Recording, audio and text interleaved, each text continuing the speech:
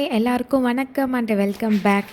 இன்றைக்கி சூப்பரான ஒரு பெப்பர் சிக்கன் சிம்பிளாக எப்படி பண்ணுறதுன்னு தான் பார்க்க போகிறோம். ஃபஸ்ட்டு கொஞ்சம் சிக்கனை நல்லா க்ளீன் பண்ணி எடுத்து வச்சுக்கலாம்.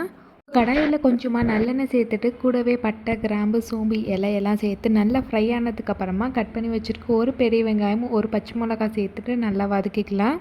வதங்குறதுக்கு தேவையான அளவுக்கு உப்பு சேர்த்துட்டு கலர் சேஞ்ச் ஆகிற வரைக்கும் நல்லா வதங்கினதுக்கப்புறமா 2 டேபிள் ஸ்பூன் அளவுக்கு இஞ்சி பூண்டு பேஸ்ட்டு சேர்த்துக்கணும்.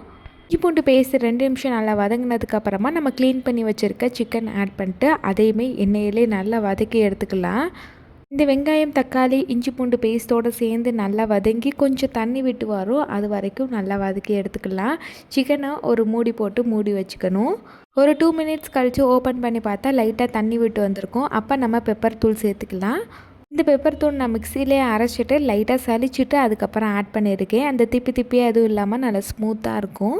2 ஸ்பூன் ஃபஸ்ட்டு சேர்த்துட்டு நல்லா மிக்ஸ் பண்ணிவிட்டு திருப்பி மூடி போட்டு வச்சுக்கலாம். தண்ணி எதுவுமே தேவையில்லை. 10 நிமிஷம் கழித்து ஓப்பன் பண்ணி பார்க்கும்போது நிறையா தண்ணி விட்டு சிக்கன் ஓரளவுக்கு வெந்திருக்கும். இப்போ வேணும்னா அகெயின் 1 ஸ்பூன் அளவுக்கு நம்ம பெப்பர் தூள் சேர்த்துக்கலாம். இது நல்லா மிக்ஸ் பண்ணி விட்டுட்டு ஒரு 10 மினிட்ஸ் கழித்து ஓப்பன் பண்ணி பார்த்தா நல்லா ட்ரை ஆகி சூப்பராக பெப்பர் சிக்கன் ரெடி ஆயிரும். எனக்கு சிக்கன் இந்தளவுக்கு ட்ரை ஆகணுன்னா இவ்வளோ நேரம் வச்சுருந்தேன். கொஞ்சம் கிரேவி மாதிரி வேணும்னா முன்னாடியே ஆஃப் பண்ணிடலாம். ஃபைனலாக கருவேப்பிலை, கொத்தமல்லி தூவி நல்லா மிக்ஸ் பண்ணிவிட்டு ஆஃப் பண்ணோம்னா சூப்பர் டேஸ்ட்டான ஒரு பெப்பர் சிக்கன் ரெடி ஆயிரும். வித்தின் 20 மினிட்ஸ்லேயே restaurant style pepper chicken ready ஆயிரும்.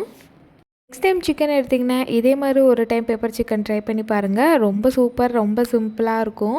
இது கூட லைட்டாக ரசம் வச்சு இல்லை தயிர் சாதத்தோடு சாப்பிட்றதுக்கு ரொம்ப நல்லா இருந்தது. ஃபஸ்ட் டைம் சேனலை பார்க்குறீங்கன்னா சப்ஸ்கிரைப் பண்ணி பாருங்கள். உங்களோட கமெண்ட்ஸை ஷேர் பண்ணுங்கள்.